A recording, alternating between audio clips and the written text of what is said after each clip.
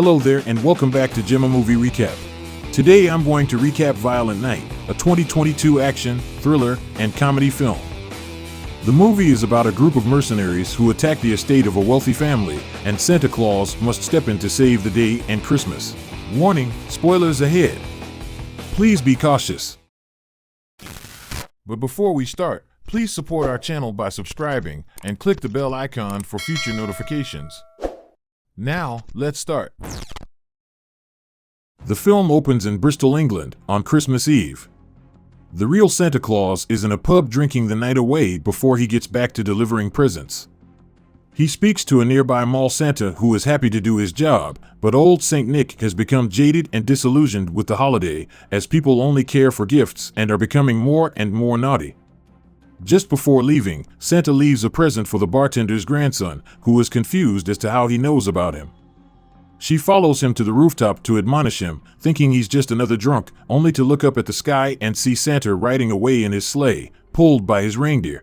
Just as the bartender admires the fact that Santa is real, he barfs over the side of the sleigh, which lands on her face. In Connecticut, Jason Lightstone is meeting his estranged wife Linda and their daughter Trudy. While the two parents try to make the holiday nice for Trudy, they are going through a rough patch. The three head to Jason's family's mansion, as the Lightstones are incredibly wealthy.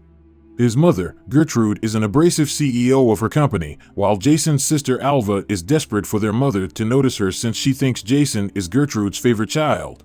She is joined by her dim-witted actor boyfriend Morgan Steele and her obnoxious teenage son Bert. Santa goes through Christmas with extreme disdain, dropping off stuff like money in stockings and other useless gadgets and gizmos. He eats the cookies and milk left out for him, but also helps himself to other people's alcohol. When he gets to the Lightstone house, he uses their massage chair. Jason and Linda decide to let Trudy open one gift early, a pair of walkie-talkies. When they leave her room, they overhear her speaking on it as if she were talking to Santa, saying that her one wish for Christmas is that her parents get back together. Jason and Linda have looks of regret on their faces. A team of mercenaries posing as staff initiates their plan when one of the mercs, Gingerbread, knocks out the head of security.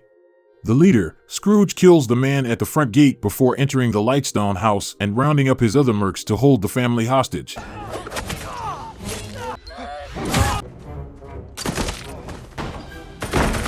According to Scrooge, Gertrude had hoarded $300 million that was meant to be distributed to the Middle East, and the money is in a vault somewhere in the house. Santa overhears the gunfire and attempts to get out of there, but he is found by a goon called Tinsel. He attempts to beat Santa down, but he rises and fights back.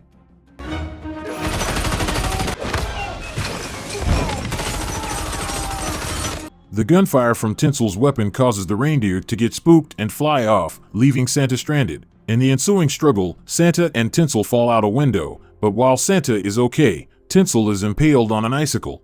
Since he doesn't have enough Christmas magic to get him out of there, Santa goes to the front gate and finds the operator dead.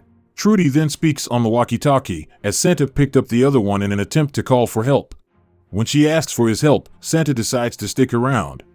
Another merc, Frosty, comes across Santa when he makes it back into the house. They engage in a more brutal fight, with Frosty attempting to stab Santa, but Santa is able to use his magic bag of gifts to defend himself.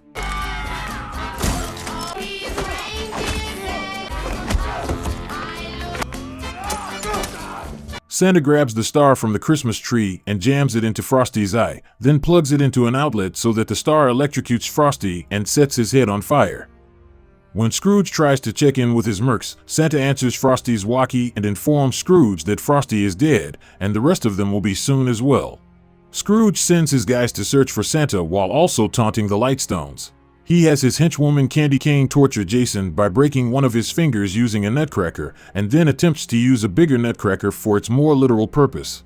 Before they can hurt Jason further, Trudy steps in to yell at the villains, claiming Santa is there to help them, until Jason tells her there is no such thing as Santa and that parents put Christmas gifts under trees and say they're from him. Trudy runs away crying and hides in the attic while the goons go after her.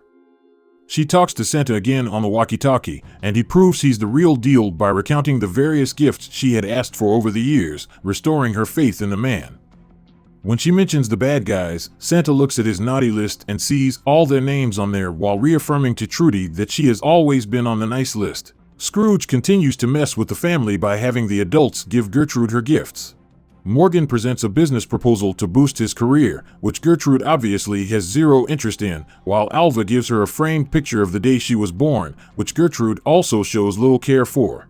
They then grab Jason's gift, which is a bottle of whiskey and a note that he doesn't want Gertrude to see. She reads it but then says whatever is on it can stay between the two of them. Santa finds Candy Cane and attempts to knock her out, only for a toy Santa to activate and blow his cover. She alerts Scrooge, who goes with Gingerbread to find Santa, who is under the attic.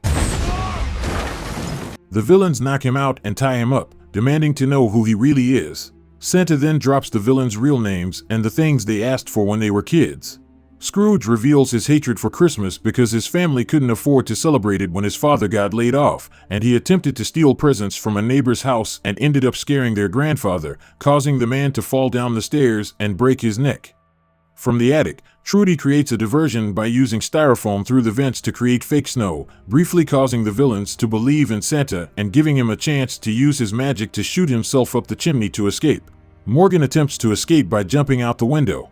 This happens just as Gertrude's extraction team arrives to rescue the family. Unfortunately, Morgan learns they're working with Scrooge after the leader, Commander Thorpe, orders his men to execute him. Scrooge talks to Thorpe and warns him about Santa, and Santa then sees more bad guys' names pop up on the naughty list, meaning he has more work to do. While Santa is plotting his next move, he talks to Trudy about who he used to be. Centuries earlier, he was a vicious Viking warrior called Nicomund the Red, and he used his mighty hammer Skullcrusher to demolish his enemies. While he has since tried to abandon his murderous instincts, Trudy encourages him to put those skills to good use. Just as the extraction team begins to storm the house, Santa finds a nearby sledgehammer in the basement and begins to pulverize the goons, and also uses a sharpened candy cane as a shiv against the villains.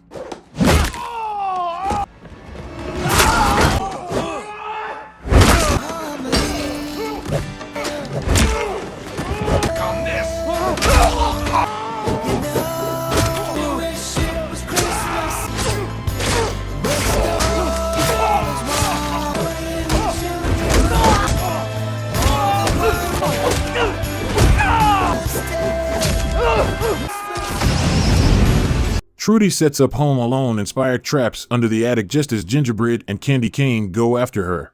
Gingerbread steps through a broken ladder rung, causing his chin to be impaled on a nail. Candy Cane attempts to get ahead of him by climbing over him, and she manages to see most of Trudy's traps coming, though the girl still hits her with a few bowling balls. One of them rolls out of the attic and hits Gingerbread, causing him to fall ass first onto a bunch of nails. He pulls out a nail, only for one more bowling ball to fall and hit the nail into his skull, killing him. Candy Cane goes for Trudy until Santa arrives and bashes her brains in before saving Trudy. Scrooge and Thorpe go under the house to find that Gertrude's vault has been emptied out. Enraged, they go to confront Gertrude and hold Linda at gunpoint until someone speaks up. This forces Jason to stand up and admit that he stole the money in an attempt to make off with Linda and Trudy for a better life and to distance himself from the rest of his family. That's what he wrote in the note to Gertrude, hoping she would see it the next morning before realizing what he did.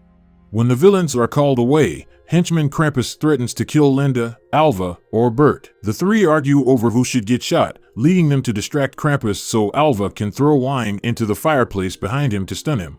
The three then bludgeon Krampus until Alva sticks a fire poker in his neck. Santa then brings Trudy back to Linda. Scrooge and Thorpe take Gertrude with them and begin to make an escape. More goons show up, but the other Lightstones fight back. While Santa goes after Scrooge, Jason and Linda fight off the remaining goons in a nativity display.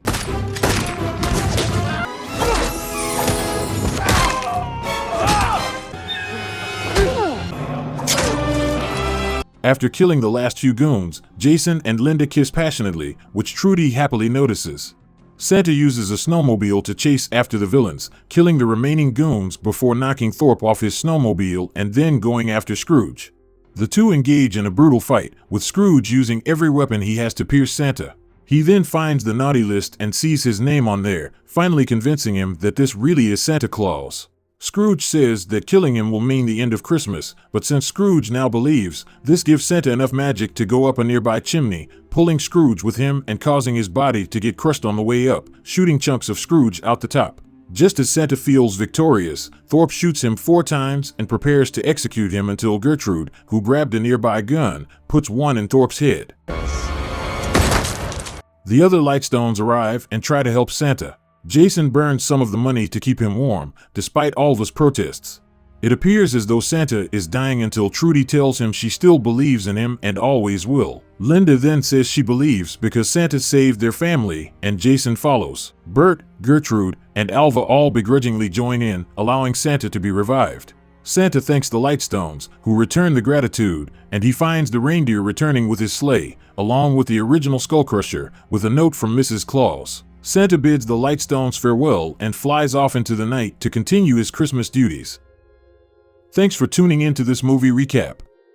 I hope you found it enjoyable and insightful, and that it helped you gain a better understanding of the story. If you found this video useful, please hit the like button and share your thoughts in the comments below.